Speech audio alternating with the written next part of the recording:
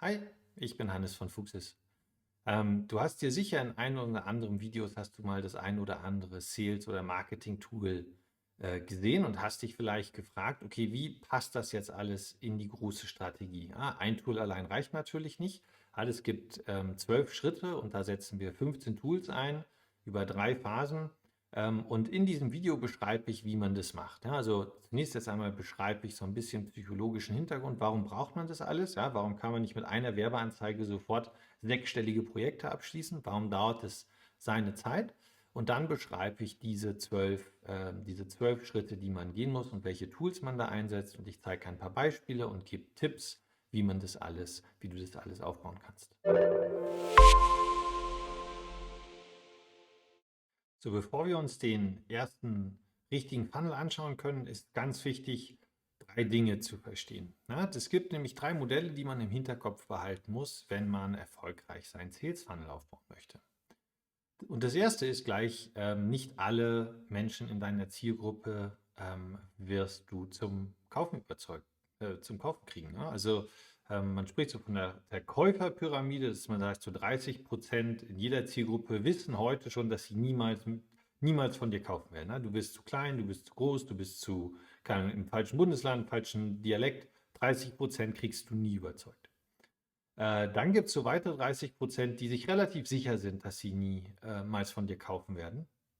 Ja, und richtig spannend für uns wird es bei den verbleibenden 40%. Also es gibt so weitere 30%, die irgendwann im Laufe des nächsten Jahres mal kaufen würden, ja, die man überzeugt bekommt. Dann gibt es so 7%, die demnächst kaufen werden, also in den nächsten 1, 2, 3 Monaten.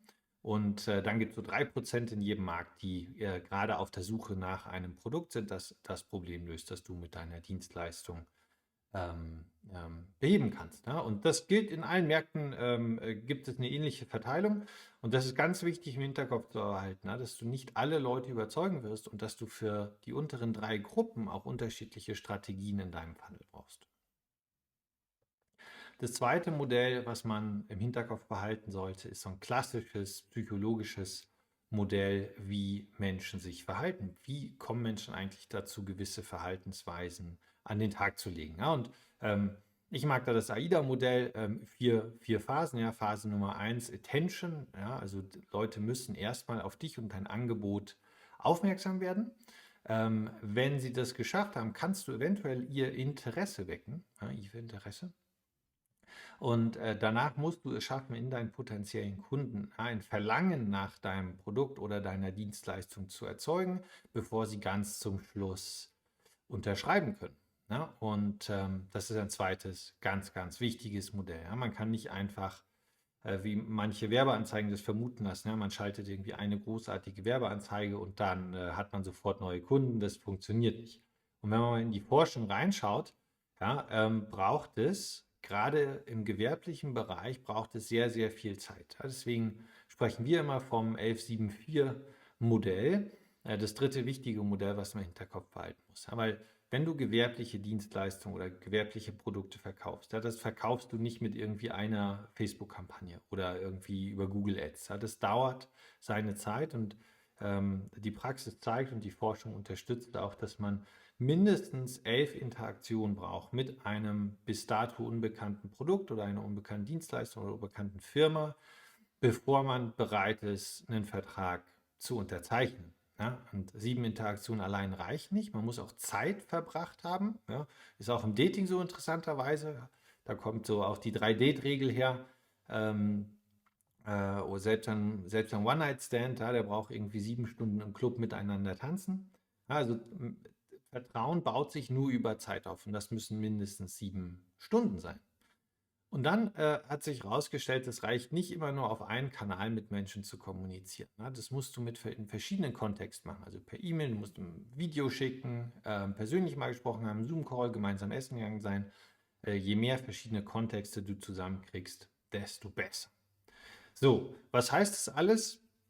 Was heißen diese 3 Sachen zusammengebracht? Relativ simpel. Dein allergrößtes Asset, ja, also das Größte, was deine Firma, das Wichtigste, was du in deiner Firma aufbauen kannst, was tatsächlich den Wert deiner Firma ganz massiv beeinflussen wird, ist deine E-Mail-Liste. Ja, weil wir nurturen ja, also wir bauen dieses Vertrauen auf, nicht indem wir irgendwie 11-mal mit den Leuten essen gehen, können wir auch machen, aber dann wird deine Firma auf ewig eine Ein-Mann-Bude bleiben. Ja, wir wollen das ja mit digitalen Sales und Marketing machen. Und der Kern deines Businesses ist deine Liste. Ja? Eine Liste von E-Mail-Adressen von Leuten, die dir gesagt haben, die dir erlaubt haben, dass du sie kontaktieren darfst und die du also mindestens 11-mal kontaktiert hast, sodass sie mit deinen Inhalten, mit deinem digitalen Content 7 Stunden verbracht haben und das Ganze irgendwie auf 4 verschiedenen Kontexten, also E-Mail, einen Text, ein Video, einen Zoom-Call, ne, eine Webseite auf verschiedene Arten. Und das ist eigentlich der Zweck der ganzen Übung, ist, wie schaffen wir es, diese verschiedenen Leute durch verschiedene Kontaktpunkte 11-mal zu kontaktieren, sodass sie 7 Stunden Content konsumieren in 4 verschiedenen Kontexten. Und das machen wir mit einem Funnel. Ja? Ich habe mal so ein bisschen übereinander gelegt, das AIDA-Modell und diese 3 Zielgruppen, die wir uns anschauen wollen. Ja, weil die 3%, die gerade jetzt im Markt unterwegs sind und nach einer Lösung ihres Problems suchen, die kann man relativ schnell konvertieren. Ja, die in den nächsten Wochen und Monaten eventuell bereit sind zu kaufen, das dauert ein bisschen länger und die im Laufe des nächsten Jahres vielleicht mal so weit sind, die brauchen am allerlängsten. Und alle muss man durch diese 4 Phasen durchführen. Ja, und da haben wir unseren einfachsten Funnel, den wir gerne entwickeln, den wir selber verwenden, den wir mit ganz vielen Kunden entwickelt haben, ist so ist der Funnel mit 12 einzelnen Stufen. Ja, klingt im ersten Moment lang, ist aber ganz, ganz einfach. Ja, ich zeige gleich Beispiele. Also der Funnel fängt an mit kalten Leads, ja, deswegen blau, die entweder reinkommen über Google Ads, über LinkedIn Lead Ads oder Facebook Lead Ads oder Xing Lead Ads oder die über organischen Traffic reinkommen, also über SEO und Content Marketing. Ja, das ist so Schritt 1, die sind relativ kalt, die kennen uns noch nicht. Die gehen dann auf die Website, die kommen auf unsere hochoptimierte Website, wo wir sicher ein paar der Besucher dazu kriegen, mit uns ans Telefon zu springen. Ja, diese 3%. Aber die meisten, die anderen 7 und vor allen Dingen die 30, die sind gar nicht so weit, dass sie mit uns ein Beratungsgespräch machen wollen. Ja, deswegen bieten wir denen einen Lead-Magneten oder einen Interessentenmagneten an. Ja, da gibt es ganz viele verschiedene Arten. Ich mache am liebsten White Paper mit irgendwie 5 Megatipps oder 5 Fallen, vor denen man aufpassen muss. Da kriegt man diese 37% dazu, sich die runterzuladen. Und dann haben wir deren E-Mail-Adresse, weil das ist quasi der Preis dafür. Für dieses tolle White Paper, für diesen tollen Lead-Magneten ist ihre E-Mail-Adresse. Und das folgen wir gleich, wenn wir die E-Mail-Adresse haben, schicken wir denen eine Sales-Kampagne. Das sind so 5 strategische E-Mails. Und da greifen wir die 3% im Wesentlichen ab. Die überspringen die zweite Phase fast, die kriegt man ganz schnell mal ans Telefon. Für alle anderen, die brauchen, ja, du erinnerst dich an die 11-7-4-Regel. Ja, wir setzen also eine Nurturing-Kampagne auf und schicken unseren Interessenten jeden Woche eine mega E-Mail mit einem richtig, richtig guten Tipp, der genau ihr Problem löst. Parallel dazu posten wir den gleichen Content auf Facebook und LinkedIn und auf YouTube oder Xing und Twitter, um da auch Reichweite aufzubauen, weil auch da hast du Kontakte, die man also wöchentlich mit gutem Content versorgen kann. Das nächste, was du machen kannst, ist sogenanntes Retargeting. Ja, also Leute, die einmal auf deiner Webseite waren, die können wir mit speziellen Angeboten immer wieder auf die Webseite zurückholen, selbst wenn sie nicht auf der Webseite sind. Ja, die können wir bei Facebook, bei LinkedIn, bei Google schalten. Dann ist ganz essentiell, dass wir immer schön messen, was unsere Interessenten so machen. Ja, sind sie auf der Website unterwegs, öffnen sie die E-Mails, klicken sie auf Links, laden sie Sachen runter.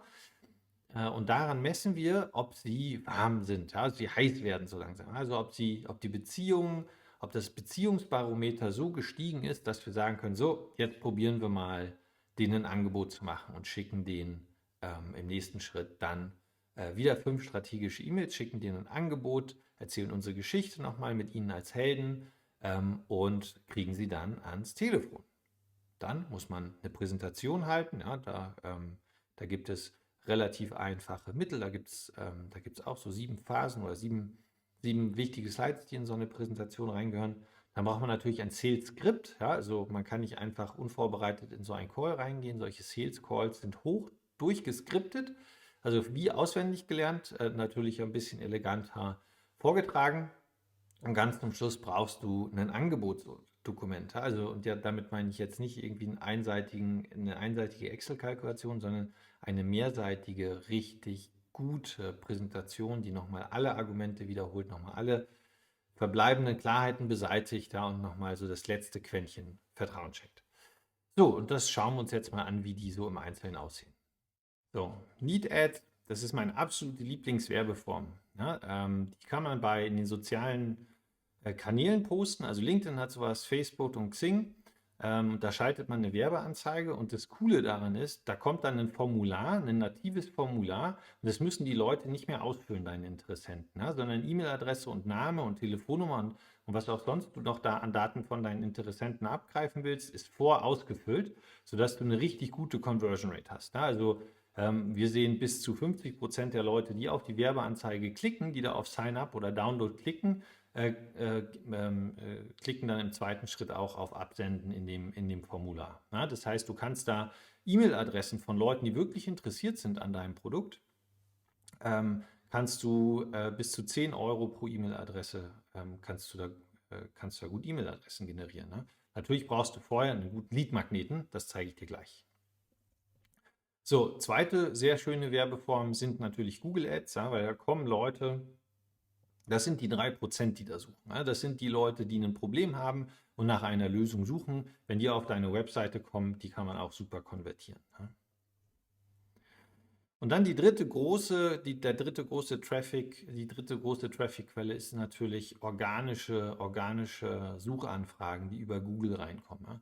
Das ist eine sehr komplexe Sportart. Das dauert in der Regel ein gutes Jahr, wo du ein Jahr lang Content produzieren musst, wo du Backlinks bekommen musst, damit du bei Google hochrankst. Ja, das dauert am längsten aufzubauen, ist aber auch am nachhaltigsten. Also A, ist es kostenlos und B, kann es dir keiner so schnell wegnehmen. Ja, bei Werbeanzeigen hast du immer das Problem, wenn irgendjemand kommt und sagt, ich gebe 10-mal so viel aus, dann war es das mit dieser Traffic-Quelle. So, dann brauchst du natürlich eine Webseite, ja, wo die Leute draufkommen können. Die muss optimiert sein. Die muss optimiert sein auf die Fragen, die die Menschen im Kopf haben. Ja, da gibt es so eine Formel mit 9 Elementen, die auf jede Webseite draufgehören, sodass die Leute von oben nach unten durchscrollen können und alle Fragen beantwortet bekommen. Am Ende kommt dann das Kontaktformular und natürlich die Werbeanzeige für deinen Lead-Magneten, für deinen interessierten Generator. Ja. Wie gesagt, wir machen da häufig ein PDF. Ja, so sieht unser aus. 5 Dinge, die auf Ihre Webseite gehören, um mehr Kunden zu generieren. Und im Gegenzug dafür gibt es dann die E-Mail-Adresse. So, dann, wenn man die E-Mail-Adresse hat, dann schließen wir immer eine Sales-Kampagne hinten dran. Ja? Also wir automatisieren das in Sendinblue. Da gibt es dann 5 E-Mails. Die erste E-Mail ist, wir beschreiben das Problem, die Lösung und den Erfolg, den Leute sehen.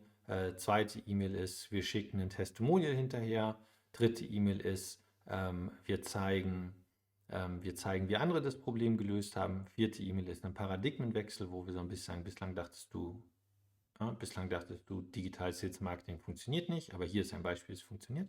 Und die letzte ist dann ein Call to Action, wo wir also ganz klar fragen, möchtest du mit uns telefonieren?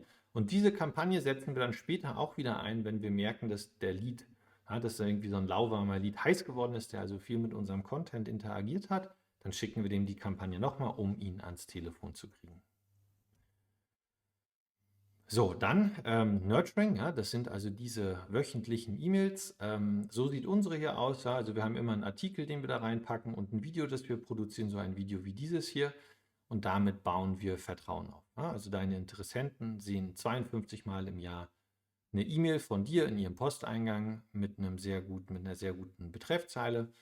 Wir sehen, die Öffnungsraten starten irgendwie bei 30% und gehen dann im Laufe eines Jahres irgendwie 70-80% hoch. Also die Leute haben, da kommen deine 11 Kontakte, da kommen deine 7 Stunden zusammen. Ja, mit den verschiedenen Kontexten natürlich, dass du Videos als auch Textlinks dort mit reinpackst. So, dann die Social Posts, da nehmen wir genau den gleichen Content, die gleichen Inhalte, die wir schon für das Content Marketing geschrieben haben, die wir in den wöchentlichen Newslettern im Nurturing verwenden. Da schreiben wir auch nochmal Posts in Social Networks, bei Facebook, bei LinkedIn, um unsere Kontakte, die schon Kontakt haben, noch zusätzlich zu erreichen, ja, um noch mehr Kontaktpunkte, noch mehr Zeit mit denen zu verbringen. Dann das Retargeting, das ist wirklich das klassischste aller Marketing-Instrumente. Ja. Da macht man wirklich platte Anzeigen mit einem Sonderangebot, wie hier für einen Personal Trainer, ja, um die Leute, die dann schon einigermaßen vorgewärmt sind, immer wieder auf die eigene Plattform zu kriegen, auf den eigenen Inhalt zu kriegen. So, dann Lead Scoring, ja, also das ist die Sportart, wo man die Interaktion, die Nutzer, die deine Interessenten mit deinen Inhalten machen, das muss man muss das ja irgendwie mitschreiben. Ja? Und da gibt es ein Lead-Scoring-Modell, das kann man gut automatisieren, zum Beispiel in Sendinblue. Da gibt es dann jeweils Punkte für auf die Webseite gehen, Link klicken, E-Mail öffnen, Video anschauen. Ja, für alle Interaktionen, die du mit deinen Kunden hast, gibt es irgendwie Punkte und dann legst du eine Punktezahl fest, an der du sagst, so, den kontaktiere ich jetzt nochmal. Ja, keine Ahnung, ab 500 Punkten, jeder Interessent, der in deiner E-Mail-Liste 500 Punkte erreicht, dem schickst du dann eine neue Kampagne, den rufst du an, den kontaktierst du bei LinkedIn, bei dem fährst du vorbei und klingelst. Ja? Das machst du mit Lead Scoring. So, dann kontaktierst du die Leute erneut, also bei LinkedIn zum Beispiel oder per E-Mail. Auch da verwendest du am besten diese 5 strategischen E-Mails, die ich eingangs erwähnt habe, wo du nochmal wirklich deine ganze Geschichte erzählst, wobei natürlich du nie der Held in der Geschichte bist, sondern immer dein Interessent, dein zukünftiger Kunde. So, dann brauchst du eine Sales-Präsentation. Ja? Das sind auch wieder die gleichen Inhalte. Ja? Du wirst es sehen in den anderen Videos, wo wir auf diese Instrumente ein bisschen intensiver eingehen. Das sind immer die gleichen Inhalte. Das sind immer die gleichen 7 Inhalte. Ja? Das ist immer das Problem, das der Held hat. Ja? Das ist immer unsere Autorität und unsere Empathie als Berater, als Dienstleister. Wir erzählen immer, welchen Plan wir haben, um das Problem zu lösen. Ja? Wir zeigen immer auf, wie der Erfolg sein wird, den der Kunde lösen wird, und wir ganz kleines bisschen wie so ein Spritzer Zitrone oder so eine Prise Salz in einem Rezept zeigen wir natürlich auch auf, wie das Leben aussehen wird, wenn man nicht mit uns zusammenarbeitet. So, dann neben der Präsentation braucht man auch ein Skript. Ja, also das ist ausgearbeitet, 30 Minuten Call, wer sagt was mit verschiedenen Optionen, und das optimiert man dann im Laufe der Zeit, sodass diese furchtbaren Sales Calls irgendwann auch einem ganz flüssig, ganz locker von der Hand gehen. So, und dann zum Schluss, der letzte Schritt ist das Angebot. Ja, und wie gesagt, das sollte nicht irgendwie eine Excel-Kalkulation sein oder irgendwie ein Einseiter, sondern wirklich ein schön gestaltetes, großes Dokument, wo wir auch nochmal durch all diese Punkte durchgehen. Ja, was sind die Probleme, was sind die Erfolge, was zeichnet uns aus, und ein paar Beispiele und Testimonials, um das Ganze zu unterstreichen.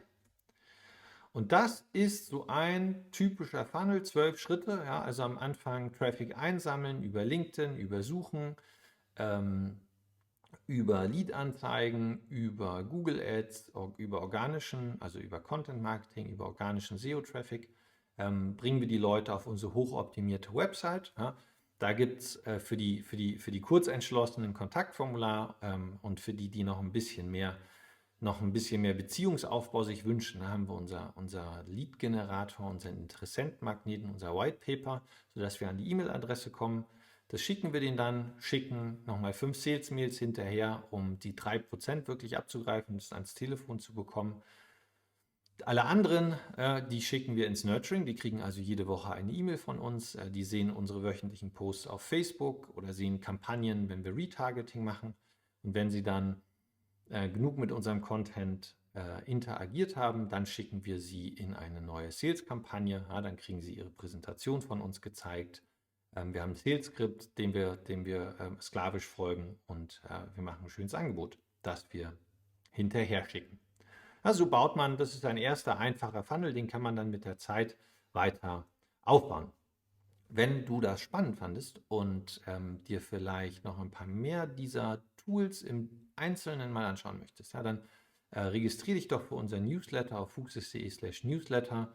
Da kriegst du jede Woche, stellen wir da eins dieser 12 Tools, stellen wir da im Detail vor, wie man das selber aufbauen kann, worauf man da achten muss, welche Tools man verwenden kann, ja, um das alles ganz schnell selber zu machen. Ja. Und nach einem Jahr Wenn du da jede Woche irgendwie 2, 3 Stunden rein investierst, hast du auch einen ganz soliden Funnel, der dir fast jeden Tag einen neuen Kunden, einen neuen Interessenten ans Telefon holt.